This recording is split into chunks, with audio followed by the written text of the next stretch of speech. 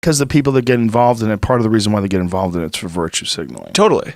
And I've been asked, like, as I've been promoting the book by a lot of people, like, what have you done in your life to change? You know? And it's like, well, I'm flying a little bit less. The flying really makes me feel guilty. But otherwise, I basically haven't changed anything, because I do think that politics and policy are the most important impact you can have. And I'm like spreading the word. Whether I eat a couple fewer hamburgers a year just doesn't really matter that much.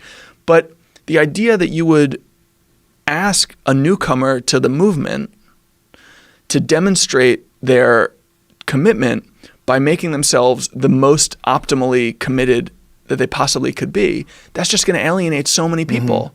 And this is obviously an issue where we need more people engaged in a more direct, profound way. So I think for me, it's like anyone who wants to care about climate, who wants to vote about climate, like, come on.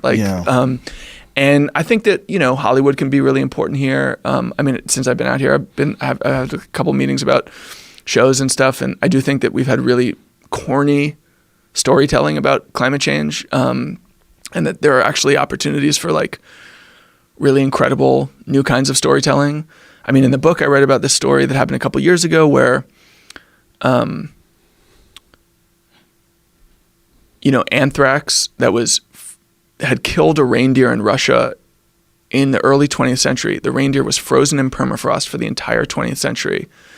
Permafrost melted, the reindeer thawed, the anthrax was released and killed at least one boy and a number of other reindeer in Russia. Wow.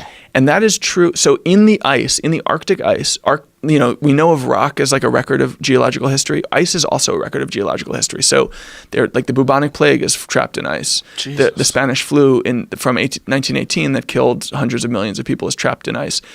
There are diseases trapped in the Arctic ice from before humans were around, which means that humans' immune system have no experience with them. There's so many horror movies that you can make about this subject. Holy shit. I didn't even think of that. I didn't know that the Spanish flu is trapped in ice. Yeah. I mean, and there have been instances where, like, in lab conditions anyway, they've revived bacteria that are millions of years old.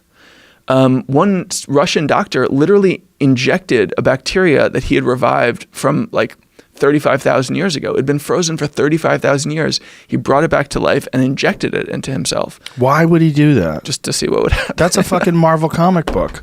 That's how like you become like the Red Skull or some shit. Yeah. Well, that's what I mean about this. This story is so big. It's like the world that we live in the next couple of decades will be completely transformed. Like we will be reading about diseases coming out of the Arctic ice. We will be reading about tropical diseases arriving in Copenhagen because now mosquitoes are there because the temperature allows them to live there in a way that they never lived before. We will be reading about climate conflict. We'll be reading about, all this shit. It's everywhere. Air pollution increases the rates of autism and ADHD. It changes the development of babies in utero. It's all encompassing. Wow. The disease in the ice thing is really freaking me out. I never even considered that. Yeah. But that is something to think about along with the methane and carbon that's going to be emitted into the atmosphere as it melts. Well, let me tell you the story. So there was this species of antelope called a saiga antelope.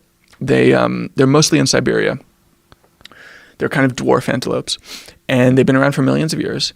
And all of a sudden in 2016 or 2015, they literally all died. It's called a megadeath. The entire species died. They're extinct?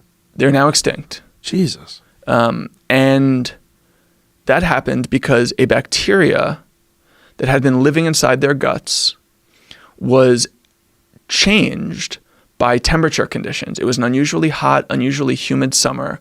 And this bacteria that had been living inside them, presumably for millions of years, comfortably as a kind of peaceful cooperator, became a killer and killed the entire species. Now, we have inside us countless bacteria and viruses.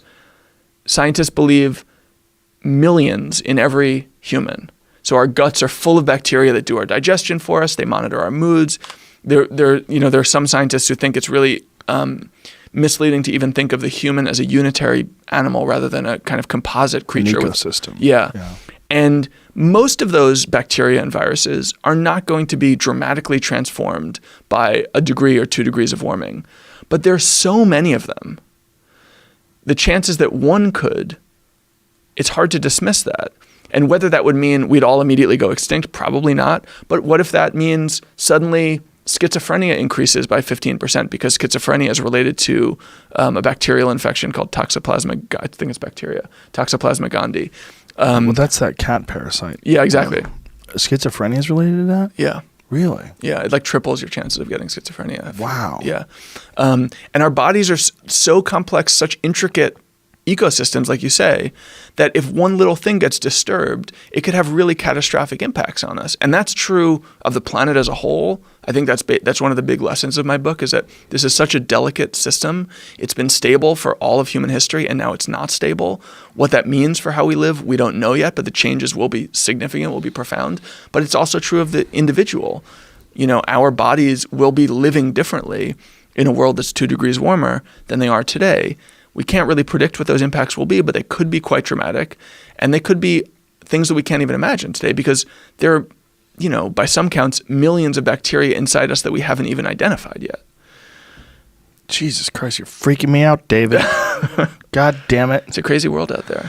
Well, not just crazy, but it seems like when you're talking about things like this, when you're talking about climate change affecting our actual gut parasites or our gut biome, and that this literally could change the way human beings behave.